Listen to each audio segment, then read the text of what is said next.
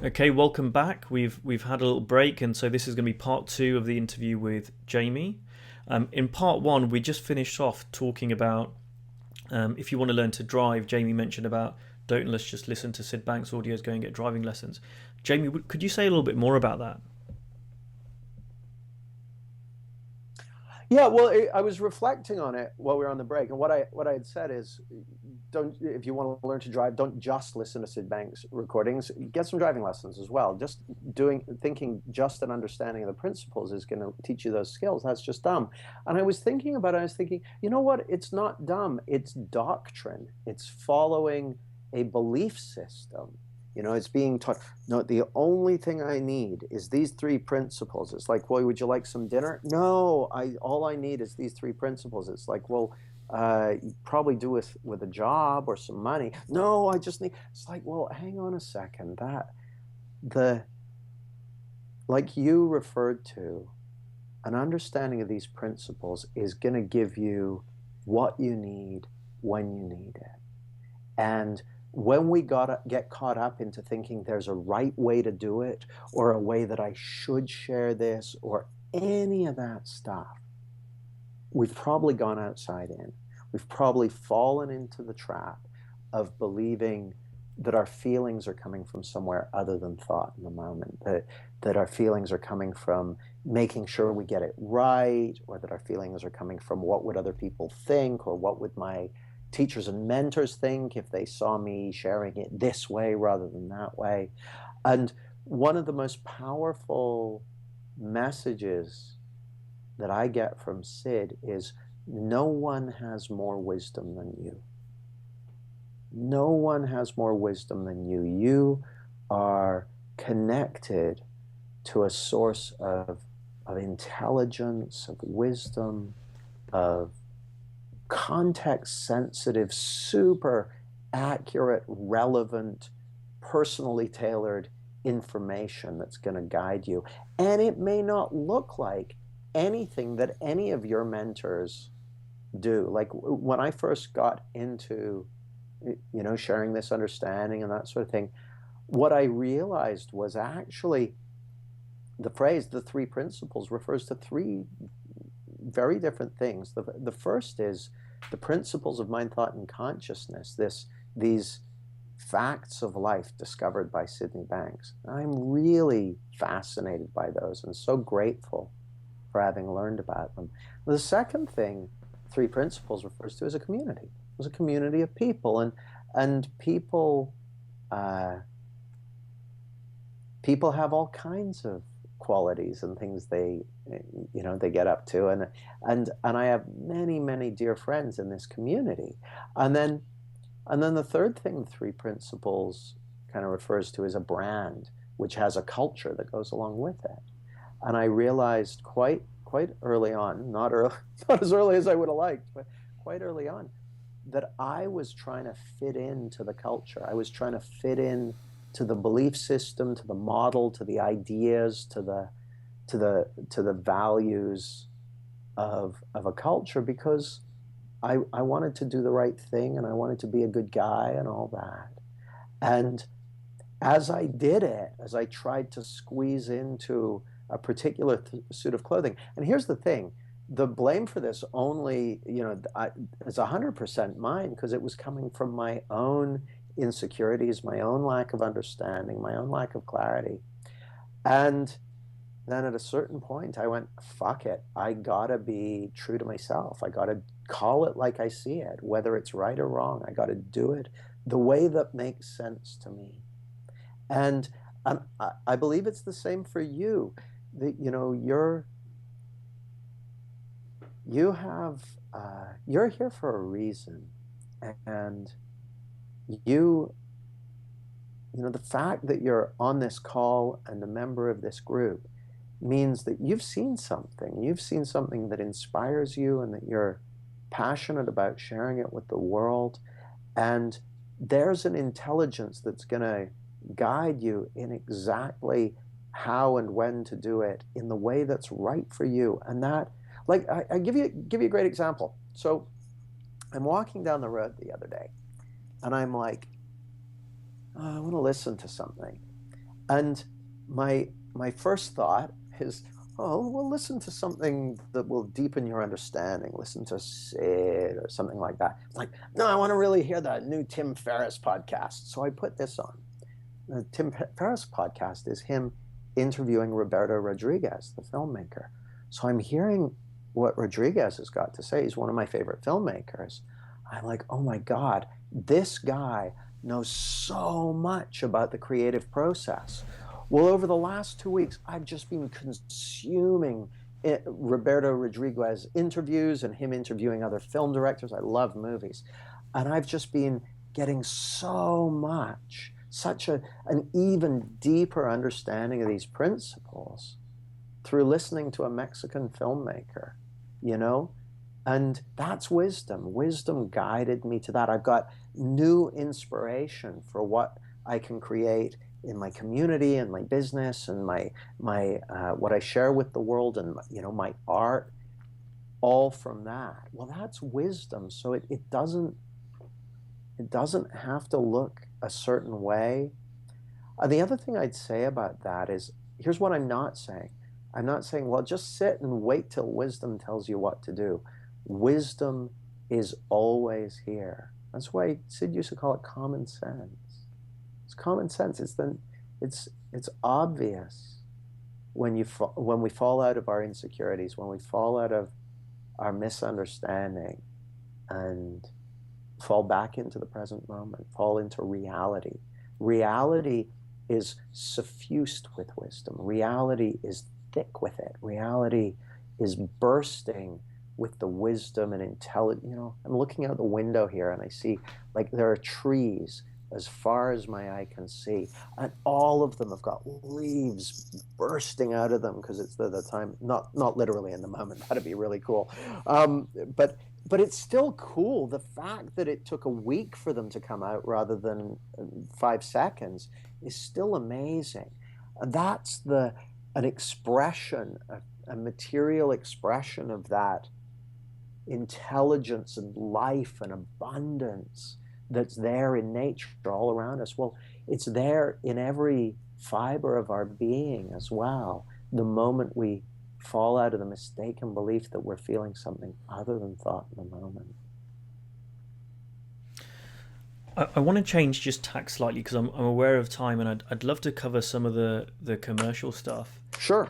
And one of the things that I got, which was really helpful from you in the last year, which I know you got from, like you said, going back to school on marketing, was the metaphor that you use of cheese and whiskers. Yeah. And I'd love it if you could just talk about that and share it with the group, because I found that very valuable, and it stuck with me. Yeah, so I got this from a guy who is a marketing genius, a guy called Dean Jackson. He's a lovely guy as well.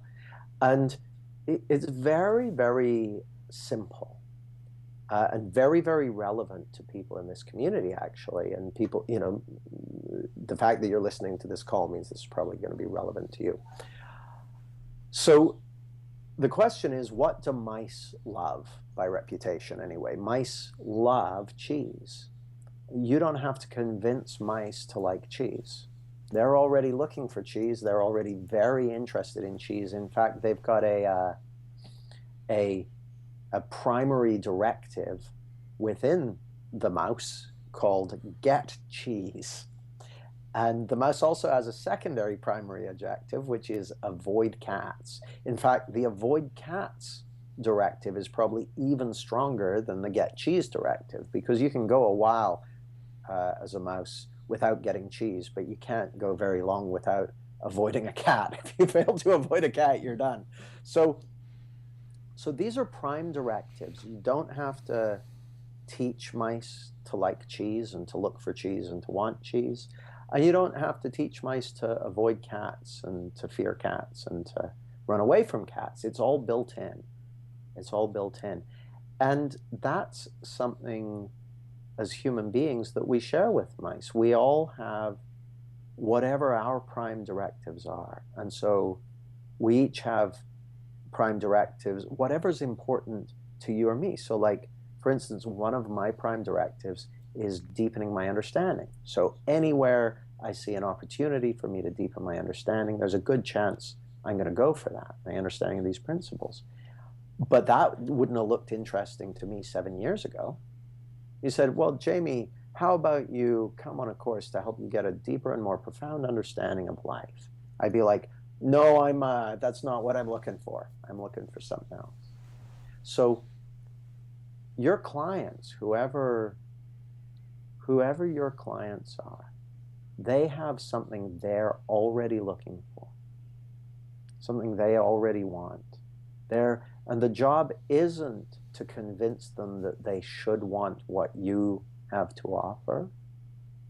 The job is to join the conversation that they're already having in their minds.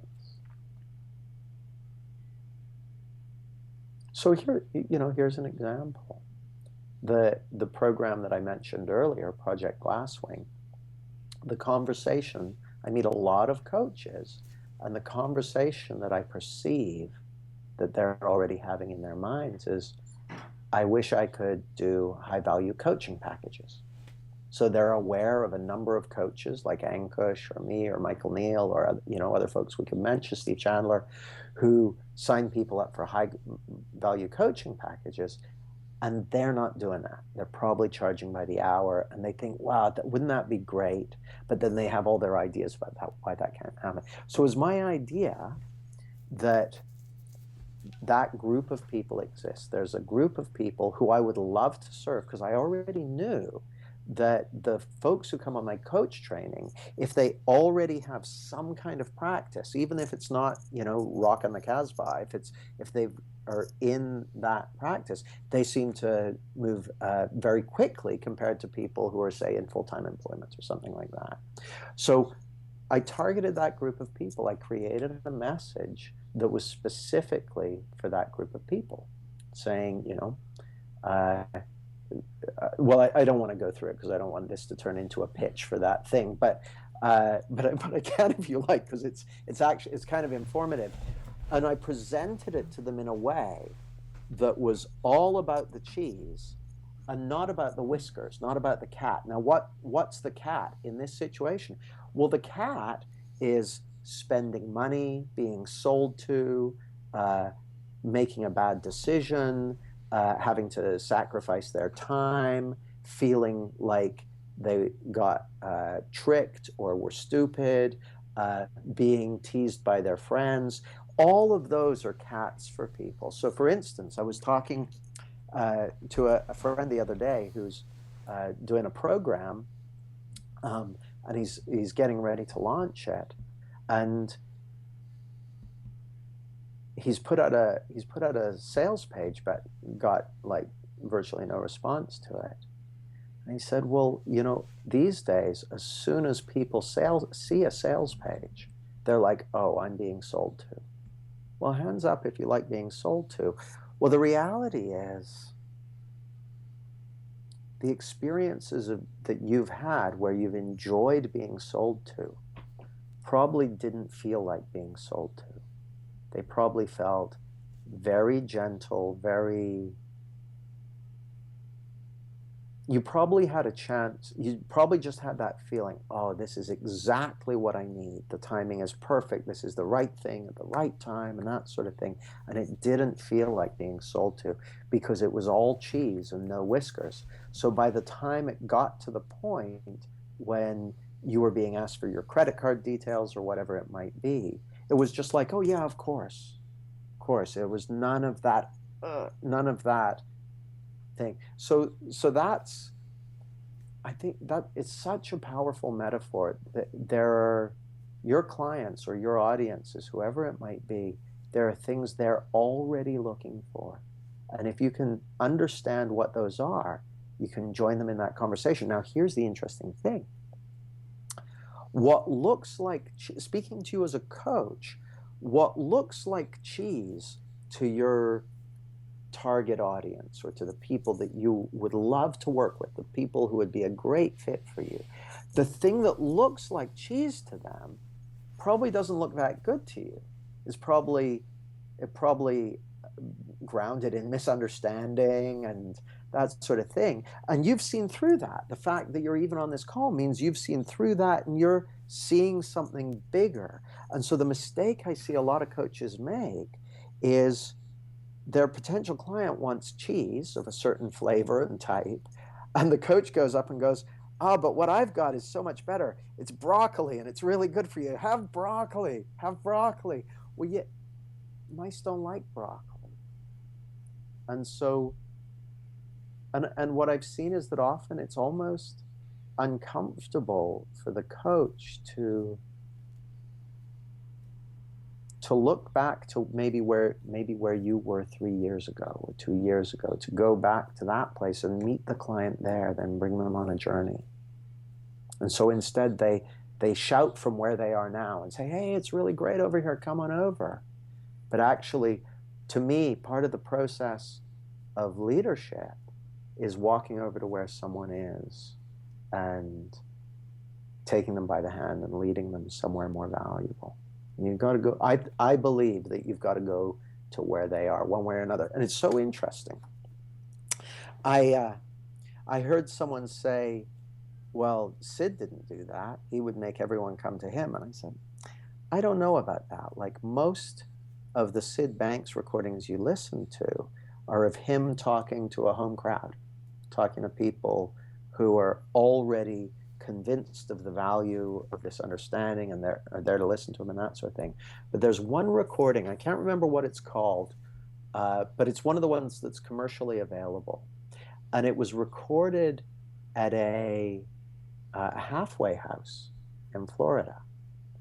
And Sid kicks it off and he says, so he's talking to a whole bunch of the staff and the residents at a halfway house. So women who have been released from prison and are partway to getting free, okay? So a tough crowd, potentially. So Sid goes, "Well, I'm so grateful to everyone who's brought me here, but I got a bit of a problem. As I look around the room, I'm having real trouble telling who are the staff and who are the residents." Well, the residents all crack up. They love it. They're laughing their heads off. Just the whole power dynamic gets disrupted. He goes straight to where they are. It's beautiful. So I really think that part of the process of bringing people on this journey is to find a way to speak to them, at least initially, in a way that you can win their trust and then educate them. So I know you had specific things in mind when you asked me the question. Is there anything I've missed, Ankush? No, but it does occur to me that this relates. I think it was Mark Howard that I first heard say that, meet your clients where they're at, and it kind of, the two things really come together quite nicely. Where, when I look back, when I heard you use that metaphor, it took me a few times of listening to it to get it. It's quite a simple metaphor, but I know for me, when I look back at the things I was sharing, especially in written form or online, it was very much aimed at me where I am now, as opposed to me from a few years ago. Eat broccoli, it's good for you. Yeah. And again, even in the one-on-one conversations, like, I found that sometimes I've got to be a little bit more gentle with clients, and there's no rule, there's no form as such. I trust my wisdom, but again, there is some value in the thought of meeting clients where they're at, and if I've got a client, so I was speaking to a young lady who's married. She reached out to me. And she was basically saying, "Oh, my husband's a problem, can you fix him?" in essence. Now, what I saw in that was she's creating all of that herself. Now, I felt, and I was going to say I knew, but I guess I don't know, but what I felt was, if I went in there and said, "Right, well, all of this reality is you. You're creating all of this yourself. It's got nothing to do with your husband," I don't think the conversation would have lasted very long. And I had to meet her where she was in that moment, and then slowly work through with her and we did, and we had a couple of conversations, and she started to get more and more open. but you know, I couldn't go in there, and I think what you're pointing to as well with this cheese broccoli thing is, and I started looking at the stuff I was putting out, and I'm like, well, I work a lot with men, and I thought, well, what are men interested in? Men aren't interested in not well, some are, but most men aren't interested in a spiritual understanding of life. Men aren't interested in learning more about their psychology per se. You know, they're interested in getting a better body, getting women or getting sex, or making money, right? And you know, variations of that stuff.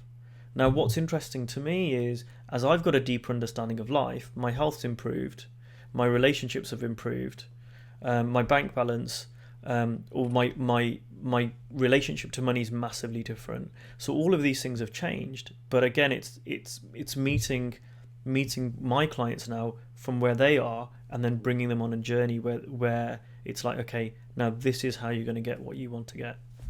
Can I tell a story about this, Ankush? I Yeah. think a guy who was in one of my classes, and this is a guy who's worked with professional athletes for many years, and he was struggling to get people engaged in learning more about this understanding.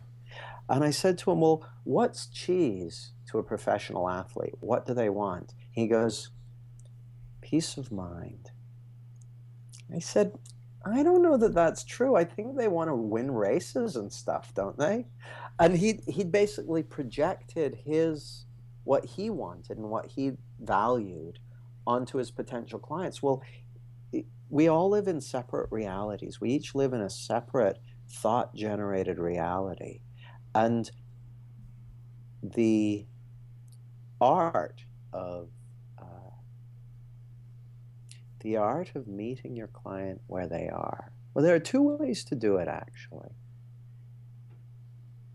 One is kind of to step out of your reality and just get curious about what's going on in their world. Like a throwaway line I used the other day, earlier in the interview, which is not my original creation. I can't remember who said it, but they said you need to enter the conversation that's already happening in the client's mind.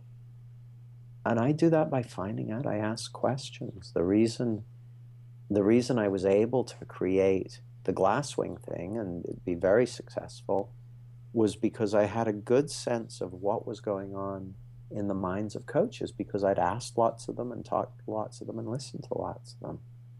And so it's kind of getting their world, finding out about their reality. And then the second way to meet them where they are is when you both fall out of your own thinking and meet in that place of connection, of love, of clarity, of fresh new thought. Then you're both in the middle of the unknown, which is a different ball game. But then that's so often if I'm doing an intake conversation with a client, a lot of it will be getting their world stuff, like what's going on, what are find out where they're at. And then at a certain point, we fall into that deeper space. And so for me, that's part of getting their world as well, as giving them a taste of that. Because in a way, the guy I mentioned, he was right. Deep down, what everyone really does want is peace of mind and contentment and happiness and love and clarity and all of those deeper feelings. It's what everyone's looking for, but they don't know they're looking for. Sid said something about that. He said you're looking for yourself. He said, by self, I mean your inner self, the one that created the life in the first place. He said, but most people are not aware of this. But if you're looking for happiness, or you're looking for peace, or you're looking for a nice, quiet, contented life, in actual fact, you're looking for your inner self. And it's true, that's what everyone's looking for, but they don't know that. So you need to find a way to either meet them where they are, or bring them straight into the conversation, or both. I try and do both. I meet them where they are, and then I do my best to kick their legs out from under them and land them in reality. It's funny actually. I remember I remember the first conversation you and I ever had about this. I was driving along in my car on a set of headphones like this, and it was very much what interested you, your Mm. cheese, was what had us having the conversation. Yeah. So it's very, yeah, it's very, yeah. There's both. So one final thing I want to ask before we finish off the interview today, and again, this is I like bringing out what's different about each individual person I'm interviewing, Mm.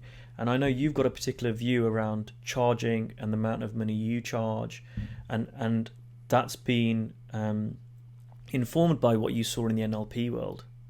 So I would love to just record your thoughts on that in terms of what do you charge, why do you charge that, how does that fit into growing this community, growing the principles Yeah, out well, into the okay. world. Yeah, great question. So here's what I noticed when I was in the NLP world. And so you got to understand at the time how I felt about NLP was like I'd looked around all the psychology stuff I could find. And it seemed like by far the best thing I could find. So I was like, well, that was the best bet for this is the future of people having better lives and real solutions rather than sitting in therapy for 20 years.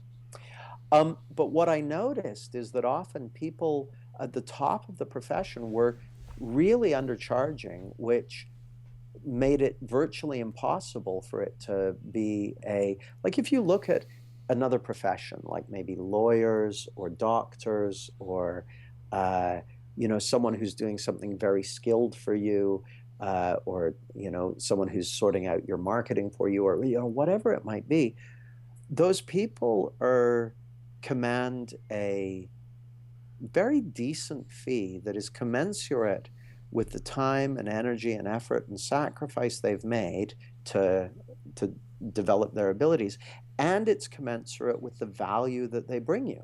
If you got a good lawyer, you got a good doctor that you trust and who takes good, good accountants, good, that they take care of you. They've got a fiduciary responsibility to you, and they've got your back, and so you pay them for that. And I was like, well, it seems to me that having a great coach, having a great therapist, if that's the frame they're using, that person is on a similar level. For that to be a proper profession, the people who are at the top of that profession need to be charging handsomely, because if they're not, the message it sends to the people who are coming into the profession is that they have to be poor if they want to do this. And that just doesn't make any sense to me. So there are certain professions. The profession of homeopathy, for instance, is renowned for undercharging. Like, if you want to be, now this isn't true what I'm about to say. If you want to be a homeopath, you got to be poor. Well, actually, I'm having dinner with a homeopath tonight who runs several, homeopathy colleges around the world and is a brilliant businessman and that sort of thing. There's no truth to the link between poverty and homeopathy, except as it exists in the minds of the people in that community. And it kind of, what I noticed in the principles world is like what I was hearing was, I wasn't actually hearing this. This is just a presupposition. Uh, Everything in the world of form is neutral except money. You got to watch that shit.